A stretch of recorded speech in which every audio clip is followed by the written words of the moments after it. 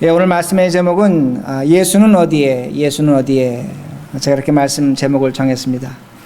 어떻게 보면 우리 유치원 학생들이 가장 많이 질문하는 것 중에 예수님 어디 계십니까? 하나님 어디 계십니까? 그럼 우린 막연하게 하늘에 계신다 이렇게 얘기합니다. 그럼 전 속으로 그렇게 생각합니다. 봤나? 성경에 하늘에 계신 하나님, 그러니까 우리는 하늘에 계시다고 말합니다. 그러나 정말로 우리 하나님이 어디 계신가? 우리 한번 오늘 말씀을 통해서 하나님이 어디 계신가? 그리스도가 어디 계신가? 찾아보도록 하겠습니다. 우리가 이렇게 살아가는 이 세상을 이렇게 가만히 한번 여러분이 살펴보시면 모든 것이 두 가지로 나눠져 있습니다. 지금 여기 이렇게 밝습니다. 빛이 있습니다. 빛이 있으면 어두움이 있습니다. 남자가 있으면 여자가 있습니다. 선이 있으면 악이 있습니다. 사랑이 있으면 미움이 있습니다. 하늘이 있으면 땅이 있습니다. 플러스가 있으면 마이너스가 있다는 겁니다. 제가 지금 말씀드린 것 여러분 이렇게 보시면 이렇게 나누어져 있다는 것을 우리가 알 수가 있습니다. 그러기에 이런 나누어진 것을 동양과 서양은 완전히 다르게 해석을 합니다. 서양은 이것을 이제 두얼리즘, 이원론이라고 해서 철저하게 분리합니다. 빛과 어둠 철저하게 분리합니다. 선과 악 철저하게 분리합니다. 같이 있을 수 없다는 겁니다. 그러게 해가 뜨는 시간이 있고 해가 지는 시간이 있는 겁니다. 두 개가 할 수 없는 것입니다. 그러게 서양 사람들이 이걸 나누고 분리하기 때문에 그들은 법을 만들었습니다. 법을 만들어서 선한 것은 상을 줍니다. 악한 것은 벌을 줍니다. 그러기에 법을 만들었기 때문에 이 사람들은 모든 것을 논리적으로 합리적으로 그렇게 해석하는 경향이 있습니다. 그러나 동양은 이렇게 두 개 나누어진 것이 있지만 그 두 개 나누어진 것을 하나로 보는 경향이 많이 있습니다. 또는 상호 보완적으로 그렇게 봅니다. 빛과 어둠이 함께 있다는 겁니다. 선과 악이 함께 있다는 겁니다. 빛이 있으면 그림자가 있다는 겁니다. 어둠이 있다는 겁니다. 선하지만 그 선에 악이 있다는 겁니다. 악하지만 그 악에 선이 있다고 그렇게 생각합니다. 그러게 중국의 장자는 선과 악을 구분하는 것조차가 무의미하다고 그렇게 말합니다. 하나로 보는 경향이 있다는 말씀이 됩니다. 그러기에 이 동양 사상엔 법이 그렇게 중요하지 않습니다. 순리가 중요합니다. 인정이 중요합니다. 그리고 모든 것이 자연적입니다. 모든 걸 포용할 수 있다는 겁니다. 그러나 동양 사상은 때로는 무질서합니다. 이해가 되지 않는 그런 경향이 있다는 겁니다. 자, 제가 왜 이렇게 말씀을 드렸냐면 이것이 지금 만나는 장소가 있습니다. 어디입니까? 우리 가정입니다. 이 미국이란 곳입니다. 우리 가정에 가면 우리 자녀들은 이곳에 태어났습니다. 우리와 같은 얼굴 색깔을 갖고 있지만 그들은 속사람은 이곳 사람들입니다. 서양 사상에 철저히 물들어 있는 것을 우리들이 알 수 있습니다. 우리가 설령 이곳에 오래 살았다고 할지라도 우리 자신들은 한국 사람임을 부정할 수가 없습니다. 동양적 사고방식을 갖고 있다는 겁니다. 그러게 이런 정신적인 문화적인 충돌이 우리 가정에서 일어나고 있습니다. 자식은 이걸 정당하다고 말합니다. 그러나 부모들은 그것을 부당하다고 얘기합니다. 부모가 부당하다고 얘기하지만 자식은 그것을 정당하다고 얘기합니다. 그런 충돌이 우리 가정에서 일어나고 있습니다. 그러나 이 가정에서만 일어나는 것이 아니라 여러분이 직장에 가시면 이 문을 열고 사회에 나가시면 여러분은 오늘도 문화적인 충돌을 겪습니다. 정신적인 충돌을 분명히 겪고 있다는 말씀이 됩니다. 그러게 오늘 우리들이 살아가는 이 시대, 이 세상, 과연 우리들이 어떻게 살아야 되고 하나님 어디 계신가 우리는 찾아볼 수밖에 없다는 말씀이 됩니다. 오늘 성경 본문은 이것을 우리에게 분명하게 제시합니다. 14절 보시기 바랍니다. 14절. 그는 우리의 화평이신지라 둘로 하나를 만드사 중간에 막힌 담을 허시고 둘로 하나를 만드셨습니다. 무엇을 말씀합니까? 화평의 주님 예수 그리스도가 벽이 있습니다. 벽으로 둘로 나눠져 있습니다. 하나가 되지 못했습니다. 그러나 예수 그리스도가 그걸 담을 무너뜨리고 그 둘을 하나로 만드셨다고 성경은 우리에게 분명히 가르쳐 줍니다. 이건 역사적인 사건입니다. 예루살렘 성전에 가면 그 성전 안에 성소와 지성소가 있습니다. 성소에는 제사장들만 들어갔습니다. 그러나 지성소는 하나님의 언약궤가 있는 것입니다. 그건 1년에 한 번 대제사장이 그야말로 목숨을 걸고 들어가는 것, 그것이 지성소였습니다. 그 둘은 갈라져 있었습니다. 담이 있었습니다. 약 30cm 두께의 그 커튼으로 가리워놨습니다. 제사장이 그 안에 들어가면 그는 죽었습니다. 함부로 들어가지 못했습니다. 그러기에 분명히 하나님을 만나는 장소였지만 거기에 담이 있는 것을 우리들은 분명히 알 수 있습니다. 그 커튼, 그 벽은 우리의 실력으로, 우리의 힘으로 깨어뜨릴 수가 없는 겁니다. 하나님이 만들어 놓으신 것입니다. 또한 예루살렘 성전에 가면 3개의 담벼락이 있었습니다. 제사장의 담벼락이 있었습니다. 유대인의 담이 있었습니다. 유대인 여인의 담이 있었습니다. 그리고 이방인의 뜰이 있었다는 겁니다. 그 담은 유대인 여자라고 할지라도 유대인 남자의 벽을 넘어가지 못했습니다. 그 담에 들어가지 못했습니다. 유대인 남자라고 할지라도 제사장이 있는 그 뜰로 그 담을 넘어가지 못했다는 겁니다. 성경이 우리에게 보여주는 것은 무엇이냐면 그 성전에는 남자와 여자의 차별이 있었습니다. 제사장과 일반 그 신도들의 백성들의 차이가 있었습니다. 더 나아가서 이방인, 즉 이방인과 유대인의 차이가 있는 것을 우리들이 알 수가 있습니다. 철저한 분리가 있었다는 말씀이 됩니다. 그런데 성경에 보면 화평의 주심 예수 그리스도가 십자가에서 죽으셨습니다. 십자가에서 죽으시고 나타난 사건이 뭐냐면 그 성전 휘장이 위에서 아래로 찢어졌습니다. 하나님이 찢어졌습니다. 그리고 성경 우리에게 가르쳐줍니다. 하나님과 우리가 하나 됐다는 겁니다. 새롭고 산 길이 열렸다는 겁니다. 누구든지 하나님께 나아갈 수 있는 길이 그리스도로 말미암아 열려진 것을 성경은 우리에게 보여줍니다. 그리고 말씀합니다. 이제는 남자와 여자의 차별이 없다는 겁니다. 이방인과 유대인의 차별이 없습니다. 더 나아가서 모든 사람이 하나님께 나갈 수 있습니다. 대제사장만 나가는 것이 아니라 우리 모두 제사장인 것을 성경은 우리에게 보여줍니다. 화평의 주님이 오신 일이라는 겁니다. 이렇게 담을 허무셨다는 겁니다. 그런데 제가 여러분에게 질문하고 싶고 또 여러분이 질문을 할 것입니다.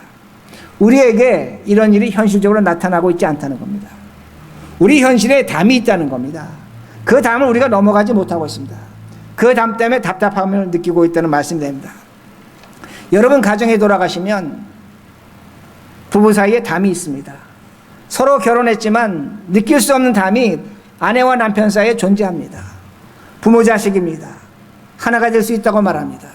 그러나 그 부모 자식 사이에 담이 있습니다. 자식이 그 담을 넘어가지 못하고 부모가 그 담을 넘어가지 못합니다. 또한 우리가 살아가는 이 미국, 우리가 분명히 매일 겪습니다. 언어적인 담이 있습니다. 문화적인 담이 있습니다. 우리가 이 담을 갖고 있다는 겁니다. 미국 사회도 백인과 유색인종 간에 담이 있습니다. 그 담 분명히 존재합니다. 우리가 매일매일 신문에서 보는 사건이 됩니다. 한국도 마찬가지입니다. 한국도 갖고 있는 자와 갖지 못하는 자의 그 담이 철저하게 나누어진 것을 우리들이 볼 수가 있습니다. 그 담은 매일매일 높아지고 있다는 겁니다. 낮아지고 있지 않다는 겁니다. 그러기에 하나님께서 이 담을 허무셨다고 함에도 불구하고 그 성전의 담이 무너졌다고 함에도 불구하고 오늘 우리 가정에 이 담이 있습니다. 우리 현실에 이 담이 있다는 겁니다. 왜 이런 일이 일어나고 있는가입니다. 다른 것이 아니라는 겁니다. 오늘도 우리는 이 담을 쌓는데 하나님을 따르지 않는다는 겁니다. 인간을 따른다는 겁니다. 왜 담이 높아질 수밖에 없는가? 오늘 이 시대는 사람 중심입니다. 인권이 가장 중요한 시대입니다. 인간의 권리가 최고입니다. 사람이라는 건 백인, 백색, 십인, 십색입니다. 10사람이 생각하는 것이 다르고 100사람이 생각하는 것이 다릅니다. 사람이 모여놓으면 거기엔 어떤 의견을 통일하는 것 거의 불가능합니다. 거의 불가능합니다. 서로 다른 의견을 갖고 있다는 겁니다. 모두가 상대적입니다.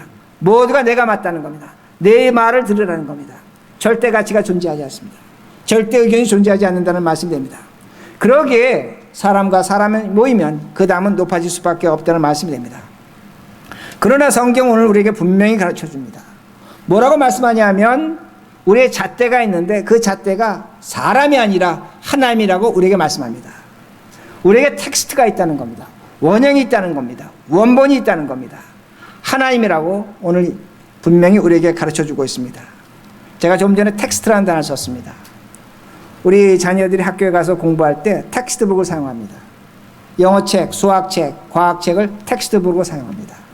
왜 우리 자녀들이 텍스트북을 사용합니까? 다른 것이 아닙니다. 영어를 배웠다면 세상에 나가서 문법대로 말하고 문법대로 글을 쓸 줄 알아야 된다는 겁니다. 교과서 갖고 공부했기 때문입니다. 텍스트가 있다는 겁니다. 수학을 배웠습니다.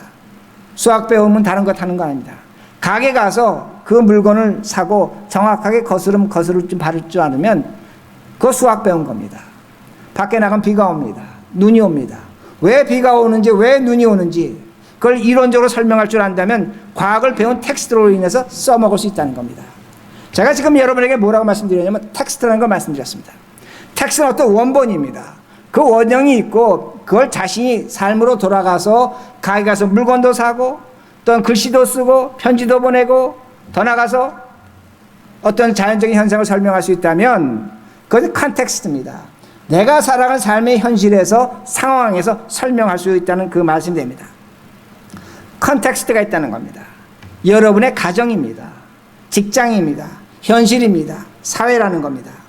우리 자녀들이 공부하는 이유는 그 텍스트를 배워서 컨텍스트에 가서 그걸 적용하고 설명하고 이해하며 살라는 이유로서 그들에게 텍스트북이 주어지고 있다는 말씀이 됩니다. 우리에게 텍스트가 있습니다. 텍스트는 다른 것이 아니라 화평의 주님이신 예수 그리스도입니다. 그가 우리를 화평케 하시는 겁니다. 이 텍스트를 우리가 받아들이고 있는가 합니다. 받아들이고 있는가 합니다. 이것을 우리가 어떻게 이해하고 있는가 합니다. 오늘도 이 텍스트를 우리가 어떻게 받아들이고 있는가 합니다. 어떻게 받아들이고 있는가 합니다. 하나님의 말씀을 어떻게 이해하고 있는가 합니다. 자, 이렇게 설명합니다. 여러분 한번 마음속으로 대답해 보시기 바랍니다. 물고기가 있는데 그 물의 흐름에 가장 완벽하게 그 흐름을 따라다니는 물고기가 있습니다. 물이 세게 흐르면 그 물고기도 세게 갑니다. 물이 천천히 흐르면 그 물고기도 천천히 갑니다. 어떤 물고기겠습니까? 고등어겠습니까? 삼치겠습니까? 꽁치겠습니까? 어떤 물고기겠습니까? 여러분 여러 가지 물고기를 생각하실 겁니다. 그러나 그 물의 흐름에 가장 완벽하게 적응하는 물고기는 죽은 물고기입니다. 죽은 물고기입니다. 죽은 건 물이 세게 흐르면 세게 흘러갑니다. 약하게 흐르면 약하게 흘러갑니다. 그러나 살아있는 물고기는 그 물이 세게 흐르면 거슬러 올라갈지도 합니다. 그 물과 다툴지도 합니다. 그 물과 싸운다는 그 말씀이 됩니다. 오늘 우리들이 하나님의 말씀 텍스트를 갖고 있다면, 우리는 살아있다면, 신앙이 있다면, 믿음이 있다면 이 세상과 다툴 수밖에 없습니다. 왜? 이 세상은 예수를 죽인 곳입니다. 우리를 반대할 수 있는 곳입니다. 오늘도 하나님의 말씀 텍스트대로 산다면 우리는 피곤합니다. 신앙생활 그렇게 기쁘지 않습니다.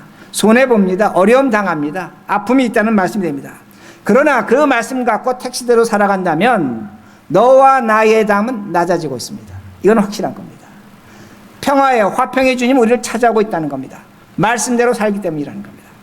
그러나 그 텍스트가 있음에도 불구하고, 서로 사랑하는 텍스트가 있음에도 불구하고 오늘 내 컨텍스트에서 그 말씀대로 살지 않는다면 우린 죽은 겁니다. 세상 따라 흘러가는 겁니다. 물 따라 흘러가는 겁니다. 너와 나 문제가 없습니다.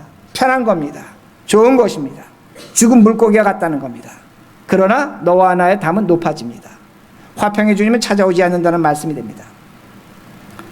왜 여러분들이 아이들에게 공부하러 갑니까? 왜 교과서 갖고 공부하라는 겁니다. 다른 것이 아닙니다. 너희들이 이 책 갖고 공부해서 세상에 나가서 인간구실 하라는 겁니다. 말 한번 제대로 하라는 겁니다. 수학 제대로 하라는 겁니다. 세상이 어떻게 돌아가는 이치를 알라는 겁니다. 그런데 만약에 우리가 텍스트대로 살지 않는다면 우리는 어떤 사람이 되냐면 오늘 수학 공부하지 않는 겁니다. 영어 공부하지 않는 겁니다. 과학 공부하지 않는 겁니다. 그리고 세상에 나가서 살겠다는 겁니다. 과연 우리가 컨텍스트에서 올바로 살 수 있겠는가 합니다. 올바로 살 수 없다는 그 말씀이 됩니다. 우리들이 하나님의 말씀대로 살아야 우리가 이 현실에서 올바로 사는 겁니다. 다시 말씀드립니다. 오늘 우리가 텍스트대로 살아 이 컨텍스트에서 올바로 산다는 그 말씀이 됩니다. 제가 다시 이렇게 말씀드릴 때 어떤 분은 이렇게 말씀합니다. 그래도 세상에서 하나님 말씀대로 사는 거 힘듭니다. 불가능합니다. 손해봅니다. 다시 말씀드립니다. 여러분 집에 가서 그러면 애들 보고 교과서 갖고 공부하지 말라고 하셔야 됩니다. 여러분이 텍스트대로 살지 않으면서 아이들 보고 공부하라는 말을 할 이유가 없다는 겁니다. 여러분이 정말로 텍스트대로 산다면 이 세상에서 올바로 살 수 있는 겁니다. 너와 나의 담이 허물어지고 화평의 주님이 우리에게 찾아오신다는 그 말씀이 됩니다. 자, 그러면 우리는 왜 이것이 힘들다고 말합니까? 왜 이것 갖고 우리는 불평하는가? 다른 것이 아닙니다. 우리 자신 때문입니다. 나 때문입니다. 사람이 삶을 살아가면서 가장 힘든 것 중에 하나가 절망하는 겁니다. 제가 이렇게 설명합니다. 파스칼은 이렇게 얘기합니다. 사람에게는 선과 악이 공존한다. 그러게 우리는 선할 수도 있다. 그러나 우리에게는 악이 있기 때문에 때로는 오류를 범할 수 있고 때로는 실수할 수 있는 것이 인간이다, 그렇게 말합니다. 파스칼은 이렇게 얘기합니다. 아마 여러분 모두 다 동의하실 겁니다. 그래, 나는 때로도 선하고 때로는 악함은 있지. 그래서 난 때로도 실수한다, 그렇게 얘기합니다. 근데 성경은 그렇게 말씀하고 있지 않습니다. 성경은 인간에게 선이 없다는 겁니다. 악한 존재라고 말씀합니다. 로마서 3장에서 의인은 하나도 없다고 말씀합니다. 선을 행하는 자 없다고 말합니다. 그 입에는 악독이 가득하다고 말씀합니다. 화평의 길을 알지 못한다는 겁니다. 성경은 우리에게 지적합니다. 인간은 선하지 않다는 그 말씀이 됩니다. 그러게 오늘도 우리들이 어떤 착각을 하고 있냐면, 나는 선과 악을 동시로 갖고 있는 사람이지만 때로는 악한 사람 될 수 있다, 그렇게 말합니다. 그러나 성경은 분명히 가르쳐줍니다. 인간은 악하다는 겁니다. 악하다는 겁니다. 제가 이렇게 말씀을 드리겠습니다. 여러분 그 권투 도장 아시죠? 권투 이제 그 연습하는 곳에서 전화가 왔습니다. 경찰서에 전화가 왔습니다. 전화가 왔는데 뭐라고 전화가 왔냐면 사람이 죽어간다는 겁니다. 그러니까 빨리 오라는 겁니다. 살인 사건이 난 겁니다.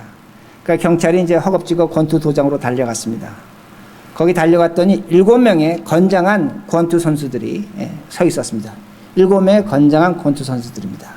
근데 한 사람이 죽어갑니다. 죽어가는데 이제 경찰이 그 사람 붙들고 묻습니다. 당신을 누가 이렇게 칼로 찔렀습니까? 근데 이 사람이 죽어가면서 힘도 없고 뭐 아무것도 할 수 없기 때문에 딱 말만 이렇게 했습니다. 뭐라고 했냐면 저놈이 날 죽였습니다. 저놈이 날 죽였습니다. 근데 경찰이 뒤를 딱 돌아봤습니다. 돌아보자마자 7명의 건장한 권투 선수 중에 한 사람을 바로 체포했습니다. 바로 수갑을 채웠습니다. 자, 여러분 한번 생각해 보시기 바랍니다. 어떻게 7명이 있는데 건장한 권투 선수가 있는데 그 한 사람을 바로 찾아서 그 수갑을 채울 수 있는가, 체포할 수 있는가? 왜 그랬겠는가 합니다. 왜 그랬을까? 답은 간단합니다. 6명은 여자입니다. 1명만 남자였다는 겁니다. 이해가 되십니까? 썰렁합니까? 자, 우리가 어떤 고정관념을 갖고 있냐면 건장한 권투 선수는 남자라는 겁니다. 남자라는 겁니다. 근데 얘기가 해주는 거 이겁니다. 여자도 권투 선수 할 수 있다는 겁니다. 만약에 이 죽어가는 사람이 여자가 죽었다면 저 누구누구가 나를 죽였을까라고 그렇게 얘기했을 겁니다. 근데 6명은 여자라는 겁니다. 1명만 남자라는 겁니다. 우리에게 고정관념이 있습니다. 고정관념이 있습니다. 무엇이냐면 나는 괜찮다는 겁니다. 저 사람은 의인이라는 겁니다. 저 사람은 죄인이지만 나는 죄인이 아니라는 고정관념이 있습니다. 왜? 나에게 선이 있기 때문에. 파스칼적인 논리를 갖고 있다는 겁니다. 그러기에 오늘도 우리는 저 사람은 잘못했어. 나는 그런데 괜찮아. 저 잘못하지 않았어. 그럼 내가 뭐가 됩니까? 나는 의인이 되는 겁니다. 나는 잘난 인간이 된다는 말씀입니다. 나는 정당하다는 겁니다. 당당하다는 겁니다. 그러기에 오늘날 우리는 당당합니다. 왜 당당하냐면 내가 정말로 죄인으로 생각한다면 우리는 절대로 낙심하지 않습니다. 절망하지 않습니다. 우리가 어렸을 때 우리 부모들이 우리를 키웠습니다. 우리가 부모 실망시킬 때 있었습니다. 우리 조상들이 뭐라고 얘기했습니까? 내 잘못이라는 겁니다. 내 잘못이라는 겁니다. 너가 이 잘못 저지른 것 나 때문이라는 겁니다. 그러게 우리 조상들은 실망하지 않았습니다. 낙심하지 않았습니다. 오늘도 여러분이 삶 살아가면서 난 저 사람 때문에 절망했어, 낙심했어, 정말로 못 살겠어. 누구 잘못입니까? 우리 잘못입니다. 왜 잘못하고 있습니까? 내가 내 자신을 모른다는 겁니다. 내가 내 자신에게 절망하지 않았다는 겁니다. 내 죄를 모른다는 겁니다. 내가 나에게 절망하지 않으니까 다른 사람에게 절망할 수밖에 없다는 겁니다. 이게 인간이라는 겁니다. 제가 다시 말씀드립니다. 누가복음 18장에 보면 절망하는 사람과 절망하지 않는 사람이 나옵니다. 절망하지 않는 사람은 누구냐면 바리새인이었습니다. 그는 세리가 와서 기도하는 것을 보고 내가 저 세리와 같지 않음을 감사하나이다. 그는 절망하지 않았습니다. 당당했습니다. 떳떳했습니다. 그러나 세리는 자신에게 절망했습니다. 얼굴을 들지 못했습니다. 하나님 바라보지 못했습니다. 그러나 주님 말씀하십니다. 누가 독사의 자식이냐? 바리새인이라는 겁니다. 바리새인이라는 겁니다. 우리가 진실로 악하다면, 오늘 내 죄를 알고 있다면 우린 절망합니다. 내 죄에 대해 절망합니다. 다른 거 볼 겨를이 없습니다. 다른 사람의 절망에서 이야기할 것이 없다는 겁니다. 내 절망에 몸부림칩니다. 내가 누구인지를 알기를 원한다는 겁니다. 그때에 화평의 주님이 찾아오시는 겁니다. 그때에 예수님이 필요한 겁니다. 절망하는 인간에게 예수님은 찾아오는 겁니다. 병든 인간에게 예수님이 찾아오는 겁니다. 낮은 자리에 있는 사람에게 예수님이 찾아오는 겁니다. 오늘도 나는 괜찮아? 나는 당당해? 나는 너보다 나아? 나는 너보다 훌륭해? 예수님 찾아오실 이유가 없습니다. 오늘도 내 남편에게 손가락질하면서 나는 저 사람 때문에 절망했어. 맞을지도 모릅니다. 그러나 하나님은 그 사람에게 절망하고 있다는 말씀이 됩니다. 사도 바울이 예수를 다메섹에서 만났습니다. 다메섹에서 만났습니다. 그 사도 바울이 만난 예수는 누구냐면 바울이 유대인이 평생 기다리던 메시아입니다. 근데 우리는 이렇게 생각합니다. 그 성경 구절 읽자마자 바울이 성령 체험하고 바로 하나님의 일을 했다. 사역을 했다. 그렇게 생각합니다. 사도행전 보면 그렇게 이해할 수밖에 없습니다. 그러나 그렇지 않습니다. 바울은 14년 동안 고민했습니다. 안디옥 교회에서 그가 선교 사역으로 나가기 전까지 14년 동안 바울은 예수가 누구인지를 고민했다는 겁니다. 그 예수에 절망했습니다. 왜 절망했냐면 바울은 자신이 기다리던 그 유대인의 메시아는 로마를 쳐부시고 그 이스라엘 백성의 영광과 승리를 주고 세상을 통치하는 백성으로 만들어주는 겁니다. 그게 하나님 믿는 백성의 증거입니다. 그러나 그 예수를 다메섹에 만났을 때 그 예수를 믿는 백성들은 로마에서 핍박을 받았습니다. 유대교에서 유대사에서 쫓겨남을 당했습니다. 하나님은 도와주지 않습니다. 예수는 도와주지 않았습니다. 그러기에 바울이 고민한 겁니다. 14년 동안 내가 만난 예수가 정말인가 가짜인가. 그 고민한 후에 바울은 14년이 지나서 그는 안디옥교에서 하나님의 말씀을 전했다는 그 말씀이 됩니다. 바울이 만난 예수는 강한 예수 아닙니다. 절망한 예수입니다. 병든 예수입니다. 낮은 자리에 있는 겁니다. 슬픈 자와 함께하는 예수라는 그 말씀이 됩니다. 오늘도 우리들이 이 세상에서 무엇이 가장 강할까? 예, 강한 것 우리 다 알고 있습니다. 사랑의 힘이 최고입니다. 최고입니다. 그러게 우리가 드라마를 보든 뭐 연극을 보든 영화를 보든 어떤 가수의 노래를 듣든 전부 다 사랑을 얘기합니다. 사랑을 찾습니다. 사랑을 찾습니다. 여러분 사랑 찾으셨습니까? 오늘도 술 한잔 할 수 있습니다. 술 한잔에 그 허전함, 마음의 허전함을 메꿉니다.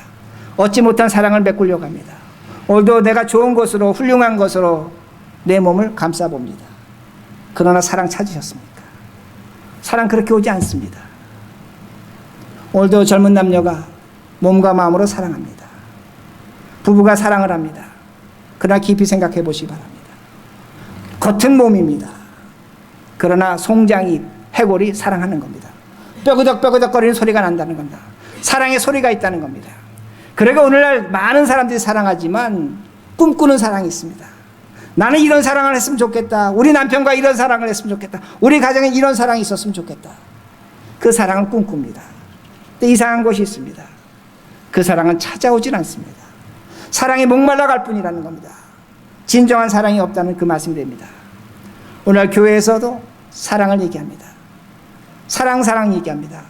용서하고 들으시기 바랍니다. 저는 너무나 많이 들었습니다. 제가 목사지만 사랑 얘기를 가급적인 그렇게 하고 싶은 마음이 없습니다. 왜? 너무나 많은 사랑이 흔하게 돌아다닙니다. 그러나 오늘날 많은 신자들 마음속에 그 사랑으로 만족이 있는가 합니다. 그것에 기쁨이 있는가 합니다.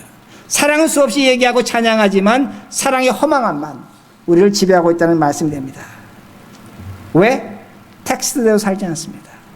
화평의 주님을 받아들여주고 있지 않다는 말씀이 됩니다.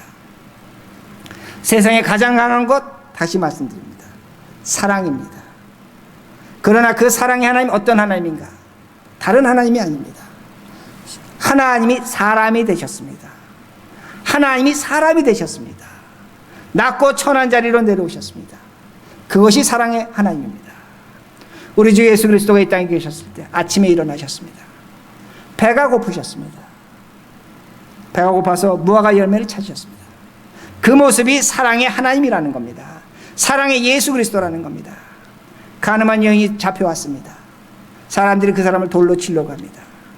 그 사랑의 예수 그리스도는 그 돌을 막으셨습니다. 치지 말라는 겁니다. 용서하셨습니다. 사랑의 주님 다른 분이 아닙니다. 세리와 창기와 함께 하셨습니다. 누구도 돌보지 않고 누구도 인정하지 않는 그들과 함께 식사하신 것이 사랑의 예수 그리스도라는 겁니다. 우리 사랑의 예수 그리스도 다른 분이 아닙니다. 우리를 위하여 십자가에 죽으셨습니다. 오늘도 악으로 가득한 우리를 위해 십자가에 죽으셨습니다. 그리고 오늘도 우리를 위하여 중보기도 하고 계십니다. 제가 뭘 말씀드리냐면 바울이 지난 14년 동안 어떤 하나님을 찾았는가, 어떤 예수 그리스도를 찾았는가, 절망의 예수 그리스도를 찾은 겁니다. 낮은 곳에 예수 그리스도를 찾았다는 그 말씀이 됩니다. 예수는 다른 곳에 있지 않습니다. 바울은 얘기합니다. 예수는 네 속에 있다는 겁니다. 너희 속에 있다는 겁니다. 비천한 인간 속에 있다고 그는 그렇게 말합니다. 그러기에 고린도전서 8장 12절에 너희가 한 사람을 괴롭게 한다면, 그 양심을 아프게 한다면 그가 바로 예수라는 겁니다. 너가 오늘 괴롭히고 너가 힘들게 하는 그 사람이, 고통당하는 그 사람이, 그가 예수라는 겁니다. 예수가 하늘에 있습니까? 있을지도 모릅니다. 그러나 바울은 말합니다. 오늘 네 옆에 있는 사람이 예수라는 겁니다. 예수라는 겁니다. 바울은 고린도 후서 13장 5절에 이렇게 말합니다. 너가 네 안에 누가 있는가를 시험해보라는 겁니다. 예수가 너희 안에 있는 걸 알지 못하느냐고 말합니다. 오늘 예수가 어디 있습니까? 우린 찾습니다. 바울은 얘기합니다. 예수가 너희 안에 있다고 분명히 말합니다. 에베소 2장 22절에서는 너희가 성령 안에서 하나님이 거하실 처소가 되기 위해서 그리스도와 함께 지어져 가는 걸 알지 못하냐고 말합니다. 예수는 먼 곳에 있지 않습니다. 내 안에 있다고 분명히 말합니다. 그리스도와 함께 지어져 가고 있다고 바울은 얘기하고 있는 겁니다. 바울이 14년 동안 찾은 예수가 어디 있는가? 비천한 인간 속에 있다는 겁니다. 우리 속에 있다고는 분명히 말합니다. 그러기 화평의 주님을 맞아들이시기 바랍니다. 화평의 주님은 오늘도 내 마음에 들지 않는 남편이 예수입니다.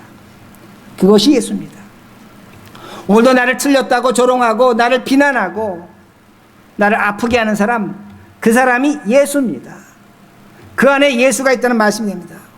오늘도 내 속을 뒤집어 놨습니다. 나는 열심히 했고 나는 정말로 잘하려고 했는데 말 한마디 합니다. 내 속을 다 무너뜨립니다. 아픔만 주고 갑니다.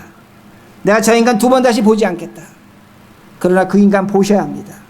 그가 예수라는 겁니다. 그 안에 예수가 있다는 말씀이 됩니다. 오늘 우리의 기대를 배신한 우리 자식들, 우리의 예수입니다. 그러게 말씀을 마칩니다. 예수 멀리 있지 않습니다. 여러분 옆에 앉아 있습니다. 내 옆에 있습니다. 그가 예수입니다. 때로는 내가 멸시하고 조롱할 수 있는 그 사람, 그가 예수입니다. 그 예수를 만나시기 바랍니다. 그럴 때 그 예수가 우리에게 찾아올 때 하나님과 우리가 화평합니다. 그리고 너와 내가 하나가 됩니다. 이 영광과 이 기쁨이 우리에게 임하기를 간절히 바랍니다. 기도하시겠습니다.